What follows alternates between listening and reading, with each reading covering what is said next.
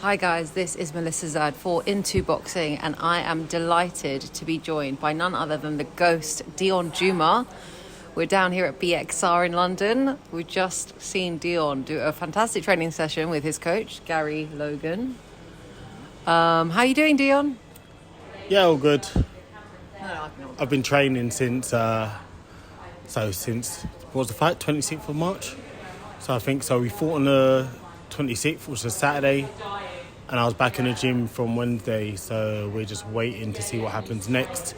Purse bids for the Mikhail fight for the British title is on the 8th this month, 8th of June. So hopefully we get that fight for early September. So we'll be raring to go. So obviously there's a lot to talk about there. We're going to deconstruct pretty much everything that you've just said. So let's start off with actually the fight against Riakporhe that happened on the 26th of March on the Sky Sports Boxer show. Obviously, you stepped in quite last minute and took the fight, took it to be the headline. You were actually originally meant to be fighting Mikhail, yes. And Riakporhe was meant to be fighting Turchi. And obviously, for whatever reason, injury, COVID, etc., Turchi pulled out. You stepped in to fight Riakporhe.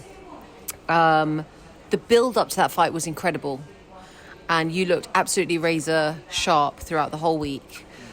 Let's talk a little bit about what happened in the fight itself. So obviously you had the little warm-up fight throughout the camp. Yeah.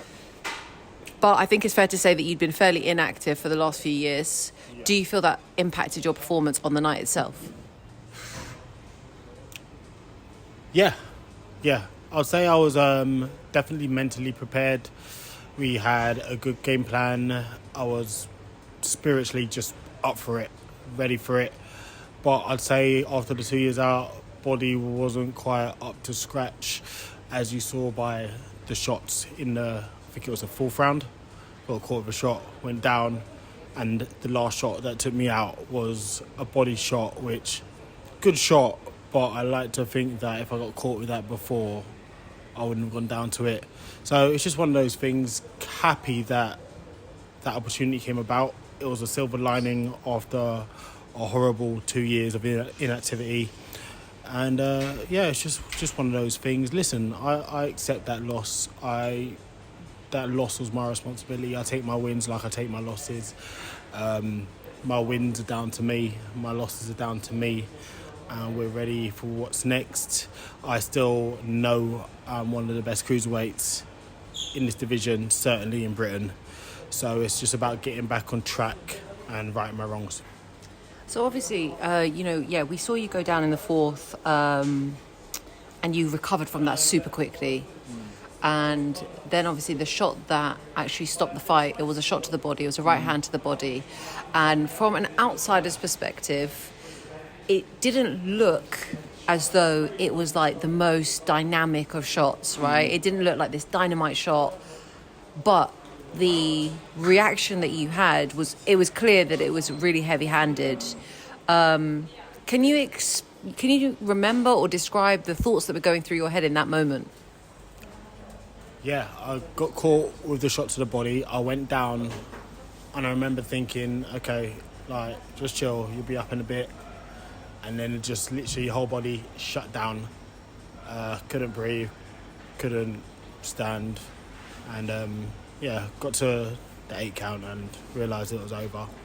Disappointed. Obviously I think back at it and I think, why don't you just flipping force yourself up? But it's never like that when in the reality of things. But yeah, that won't be happening again. We've been in the gym ever since. Training's been going well, and we've had a nice little pre-camp. Actually went to spar Riakporhe. Funnily enough, he asked me, Dion, can we put our differences to the side, and can you help me with sparring, because I'm fighting a southpaw on I think he's fighting on the 11th of July. June.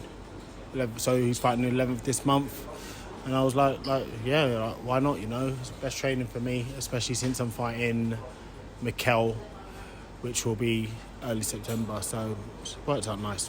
Yeah, I mean, I think that, it works out really well for both of you, obviously, because he's fighting a southpaw and you'll be fighting someone who also throws bombs, right? Yeah, and that's a tool in his arsenal. Exactly. So that works out quite nicely. obviously that was your first loss. How did you, like, psychologically, mentally, how did you process that loss? It's my first loss since 2010, which was an ABA final robbery in 2010, a long time ago. I was all right with processing the loss, you know. I saw it for what it was. Like, if you're totally honest with yourself, like I was, I know it's not because Richard's better than me. I know why I lost that fight. I know it was to do with inactivity. But he did what he had to do. Like Richard was saying throughout the press conferences that he just needs to land. And that's what happened. He landed, gutted, basically told me like what he's supposed to do. So I had to make him not land, which I didn't succeed at. But here we are. It's all a learning curve, and I'm hungrier than ever, and we're ready for what's next. Like, a loss will bring you, like, what a loss has done for me is I've never been clearer about what I want or what I need to do. I feel like the losses in life or in boxing will bring you closer to what you really want, what you really need sometimes. So that's where I'm at. We're ready for what's next. They always say that you manifest more by letting go than you do by holding on, right? And perhaps losses in life or in boxing just help you speed through that process a little bit quicker, where you're just like, yeah, I can let go of that outcome and just move forward to the next level. So I wonder if that's something that's happening in the background. But I'm really keen to know that, obviously, since you've gone to spar Riakporhe, how has that been in terms of like the energy between you guys? Is it all like water under the bridge? Is it cool? Yeah, it's professional. I think Richard's not stupid, you know. Richard knows that I still want to fight him, but that camp was about him. That camp was about preparing him for the fight against Turkey. So nothing to really read from it too much, other than he's obviously stepping in the ring, staying in the ring. I'm getting in for 3-4 rounds, stepping out, having a rest, while other sparring partners are going at him. Then I'm stepping back in, like, whatever. That's how you prepare for a top fight. So for me, it was just about staying in the furnace for me, which is what I knew I needed to do. I knew after that loss it wasn't time to have time off, it wasn't time to go on holiday, even though I did. But it wasn't time to take the foot off the gas too much. And just stayed on it. And I'm so glad I have. I'm stronger than I've been for a long time, strength and conditioning wise. Dan Laurence's been sorting me out with some great SNC, along with my friend Bo. And it's all good. We're in a good place right now. When camp starts, this will be probably the physically the strongest and fittest I've been at the beginning of a camp, like, ever. Yeah. So let's talk a little bit about this upcoming fight against Mikhail. You know, it's really nice because actually speaking to you, I can tell how much like you're onto that next chapter where you're just looking ahead, you're looking forward to it. It is for the British title. Is that okay to say? Is that right? Is that correct? Yeah. For the British title. And as you said, it's probably going to be sometime in September. What do you make of Mikhail as a fighter?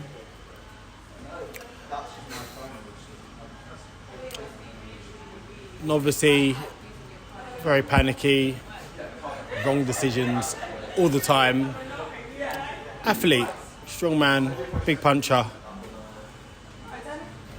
Don't think he stands a chance.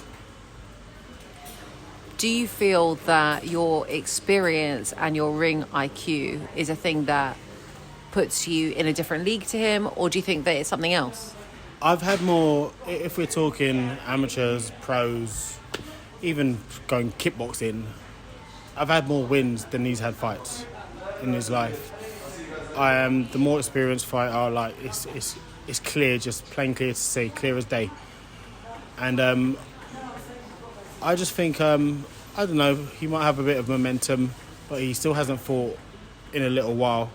He hasn't fought anyone like me, not even close. He hasn't fought the same opponents or similar opponents to me. They go on about his punch power, but I think any fighter we've had in common, we've both stopped.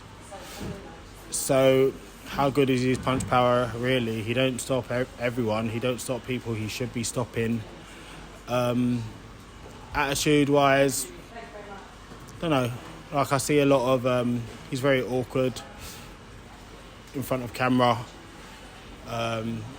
Seems like a bit of a nervous wreck. But it doesn't matter, does it? If you can fight well and you're getting the wins, then none of that matters. But, yeah, look forward to it. I think it's a fight that we're all really looking forward to. Obviously, we were looking forward to it originally when it was meant to take place on the 26th of March. Do you know why Mikhail pulled out of that fight? He said he had COVID. But I and most people know that the COVID rules stopped him boxing from, I think it was March the 1st. So unless he was like badly affected by COVID during his training camp and he felt like he couldn't get his fitness up for the fight, then whatever, fair enough. But the amount of years I've been in fighting, when you've got a cold or a flu or anything, you just crack on with your camp, or obviously you recover in camp and then you crack on. You don't turn down a fight just because you're sick. So I don't know, maybe it affected his confidence and maybe he thought he couldn't win, so he opted out, but I don't know. Obviously, he's not going to opt out of the British title fight against you. That's something that, of course, we're all looking forward to. For you, obviously, the British title is something that's been in your sort of mindscape for a long time. And there was a period where you couldn't box because there was issues with retaining your license. Talk us through that. I suffered a torn retina in the camp where I was supposed to fight Chris Billam-Smith for the Commonwealth and British title. This was 2 weeks before the fight. I had to renew my licence. I got medical. They told me I got torn retina. See this ophthalmologist, see that ophthalmologist, see this eye surgeon. Long story short, I ended up having to get emergency surgery on my eye. So obviously couldn't fight.